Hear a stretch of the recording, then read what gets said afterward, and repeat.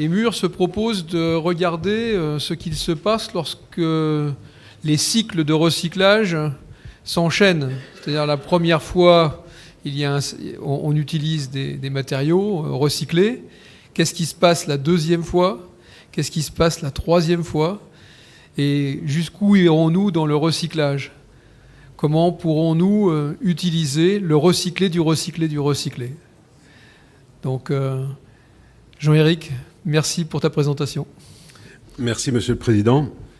Je tiens à remercier les organisateurs de ce congrès de donner l'occasion au projet Mur de présenter une partie des résultats. Ce projet est un projet collaboratif et pour moi, cette photographie illustre vraiment le cœur du projet, à savoir des maîtres d'ouvrage, des maîtres d'œuvre, des ingénieristes, des entreprises, des laboratoires universitaires qui se regroupent pour acquérir ensemble une connaissance commune sur le recyclage dans des conditions à chaud ou à tiède, et aussi et surtout, comme l'a signalé Monsieur le Président, comme vous l'avez signalé, que se passe-t-il quand on recycle des enrobés qui contiennent déjà des recyclés? Alors, multirecyclage, c'est imaginer une chaussée construite en 97 avec que des matériaux neufs. Un premier entretien conduit à introduire, par exemple, 40% d'agrégats d'enrobés en 2007. Un second entretien conduit à introduire 40% d'agrégats d'enrobés qui contiennent eux-mêmes 40% d'agrégats d'enrobés. Et un troisième cycle conduit à une chaussée qui contient des recyclés, de recyclés, de recyclés. Je ne sais pas comment c'est dans les autres pays, mais en France, si on croit beaucoup aux essais de laboratoire, on croit encore plus aux chantiers expérimentaux. Donc on a décidé, dès le début du projet, de construire le projet à partir de chantiers expérimentaux, en choisissant deux taux, 40% et 70%. 40% parce que c'est actuellement, compte tenu du parc de centrales installées en France, le taux maximum qui peut être utilisé pour la moitié de ce parc. L'autre moitié recycle en dessous. Et les 70%, c'est pour adresser des questions, pour traiter des questions qui concernent des maîtres d'ouvrage, comme les autoroutiers, qui ont à gérer un patrimoine avec une finesse sans doute un peu plus grande que d'autres maîtres d'ouvrage. 3 techniques à chaud comme référence et puis 2 techniques à tiède. Et l'ensemble de ces chantiers va être scruté par le biais d'études techniques, c'est ce qui est fait dans le projet Mur, et d'études plus scientifiques qui sont faites dans le cadre d'un projet financé par l'Agence nationale de recherche et qui s'appelle Improve Mur. Ce projet arrive à son terme. Il a été conçu au début des années 2010. Il a été validé par le ministère, que je remercie à nouveau pour l'effort qui a été accompli en ces périodes qui étaient compliquées pour la route en France. Ça nous a été dit par Michel Demar cet après-midi, pardon. Et le projet a réellement commencé en 2014. Et il a commencé par la réalisation de 3 chantiers à 40%, suivi en 2016 par 2 chantiers à 70%. Et puis, comme le temps avait passé et que les régénérants devenaient d'actualité, on a eu l'occasion, alors 2 chantiers à 70% et un chantier à 50% avec un régénérant. En 2017, nous avons fait l'opération qui a permis de simuler 2 cycles d'entretien, j'y reviendrai par la suite, pour les chantiers à 40% et à 70%. En 2018, nous prévoyons de simuler un cycle d'entretien pour le chantier à 40%. Je parle bien de chantiers expérimentaux de simulation. Pour le chantier qui contenait des bitumes modifiés au polymère. Et puis, afin de consolider l'ensemble des résultats déjà acquis, nous referons un chantier à 50% sous fort trafic en région parisienne. La globalité du projet est aux alentours de 4,7 millions d'euros. Ce que j'appelle un chantier expérimental, c'est une première construction de l'enrobé E1 qui n'a pas d'agrégat d'enrobé, suivi de l'enrobé E2 qui contient 40% d'un vrai agrégat d'enrobé.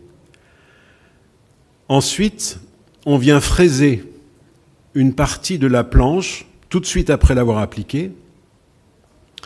On fait vieillir artificiellement ce fraisa, je parle de 90 tonnes, et on vient reconstruire un enrobé qui comporte 40% de cet enrobé artificiel. Puis, vous l'avez compris, on vient fraiser à nouveau et reconstruire pour se retrouver, au final, pour un chantier donné, avec 4 portions qui simulent 4 étapes de la vie d'une chaussée, sa construction neuve et 3 cycles d'entretien. Alors la question évidemment que vous vous posez, c'est comment est-ce qu'on simule, comment est-ce qu'on fait vieillir artificiellement des enrobés pour en faire des agrégats d'enrobés, en utilisant une machine Wirtgen qui est utilisée d'habitude dans le recyclage à chaud et qui permet de chauffer les fraisas qui ont été produits quelques semaines après avoir appliqué les enrobés. Donc là, ce que vous voyez, ce sont des fraisas qui ont 2 ans d'âge, sur lesquels on fait passer cette machine. La température en surface du fraisa sera de l'ordre de 210 à 220 degrés, un peu plus que ce que nous souhaitions.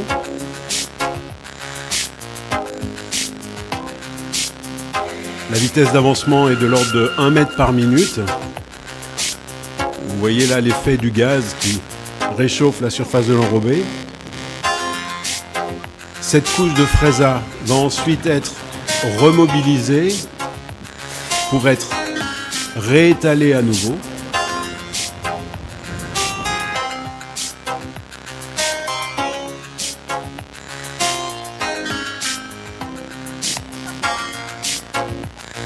On va faire passer une deuxième fois la machine.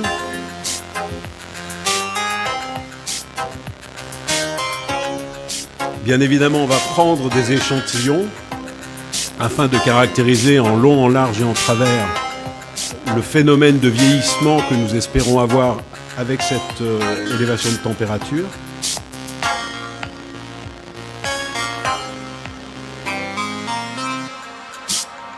Vous avez pu avoir un aperçu des différentes entreprises travaillant. Il y avait Eiffage, il y avait Roger Martin, Eurovia, Colas.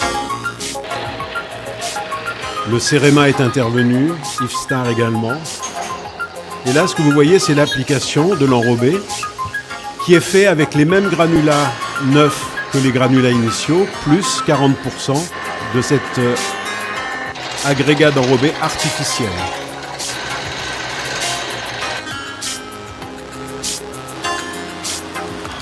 Le chantier que vous voyez sous les yeux est à Villeurbanne, c'est la rue du Canal. Le taux d'agrégat d'enrobé était de 40%. Et les images accélérées que vous voyez maintenant, c'est un chantier qui est situé dans les Alpes. 70% d'agrégats d'enrobé. Le choix des Alpes, c'est pour pouvoir avoir un effet fort de la température, pour regarder ce qui se passe en termes de tenue au froid et éventuellement d'apparition de fissures liées aux conditions climatiques. Preuve que nous étions dans les Alpes, la photo suivante, à cette image. Ce qui nous a guidés pour vérifier si notre procédé de vieillissement était efficace, c'était d'une part l'évolution de la température Billano, d'autre part l'évolution de la pénétrabilité à 25 degrés, et surtout l'indice CO, qui décrit le nombre de fonctions CO présents dans le bitume. Notre objectif était d'arriver aux alentours de 5,78. On l'a atteint. Par contre, en termes de température Billano, on espérait avoir entre 68 et 70 degrés C. Vous voyez, on est légèrement plus bas. Ce que nous ont appris les différents chantiers que nous avons faits, c'est la difficulté de la maîtrise des températures. Monsieur Dessart a fait un exposé sur ce sujet-là, et on voit bien qu'il faut une dizaine ou une quinzaine de minutes avant d'arriver à stabiliser les températures avec plus ou moins grande facilité. Là, visiblement, les choses se sont passées de façon plus régulière. Ça sera une des conclusions du projet, c'est qu'il faut améliorer notre maîtrise de l'outil. Nous pensons que l'outil industriel est là, mais qu'on peut encore mieux le maîtriser que ce que l'on sait faire actuellement. Au cours de ce projet, on a porté un grand soin à essayer de caractériser la maniabilité des enrobés avec ou sans agrégat d'enrobés. Ce que vous avez sous les yeux, là, c'est un diagramme. Ce sont deux diagrammes. En abscisse, on a la température de l'enrobé. Donc, quand on va de la droite vers la gauche, la température diminue. Et en ordonnée, ce qu'on a, c'est la force de cohésion, la force qu'il faut utiliser pour décohésionner l'enrobé. Donc, plus l'enrobé est froid, plus il faut de force pour le décohésionner. Et en nous basant sur des travaux de recherche d'Eurovia, matérialisés par la ligne horizontale, nous avons choisi de définir une barrière au-dessus de laquelle nous pensons que l'enrobé n'est plus maniable avec des outils à la main. Je parle de maniabilité à la main, je parle d'application à la main. Donc sans agrégat d'enrobé, température 115 degrés pour dépasser cette barrière, avec les agrégats d'enrobé, 130 degrés. Donc ça sera une des pistes qui va être creusée cette année, d'essayer de mieux comprendre le rôle des agrégats d'enrobé et cette notion de température limite de mise en œuvre à la main. Je vais maintenant illustrer deux résultats qui nous paraissent le plus importants. Le premier, ça concerne le module des enrobés. Donc, le module des enrobés, il y a plusieurs façons de le décrire. Là, nous avons choisi une représentation qui porte en abscisse la partie élastique normalisée du module et en ordonnée la partie visqueuse. Ces travaux sont issus d'une thèse qui s'est soutenue en début d'année dans le laboratoire d'Hervé Di Benedetto. Le docteur s'appelle Alvaro Pedraza. Et ce que Alvaro a montré, c'est que l'on travaille à chaud au laboratoire avec 0%. À chaud au laboratoire, quand je dis au laboratoire, c'est en fabriquant au laboratoire, avec 40% un premier cycle. À chaud au laboratoire 40% avec un cycle de vieillissement artificiel qui est le cycle proposé par la RILEM. À chaud sur le chantier 40% premier cycle. Tiède mousse sur le chantier 40% premier cycle. Et pour les Français qui utilisent une valeur particulière de ce module, à 15 degrés c'est 10 Hz, vous voyez en rouge les valeurs des modules mesurés sur ces enrobés. Notre conclusion est que, quel que soit le mode de fabrication, à chaud ou à tiède, au laboratoire ou en industrie, à partir du moment où les outils de fabrication sont maîtrisés, les propriétés mécaniques de l'enrobé ne dépendent pas de la façon dont on a fabriqué l'enrobé. Et à 40% en taux d'agrégat d'enrobé, on ne fait pas de différence pour les propriétés thermomécaniques entre un enrobé neuf et un enrobé qui contient 40% d'agrégat d'enrobé. Un autre résultat très important pour nous est le suivant.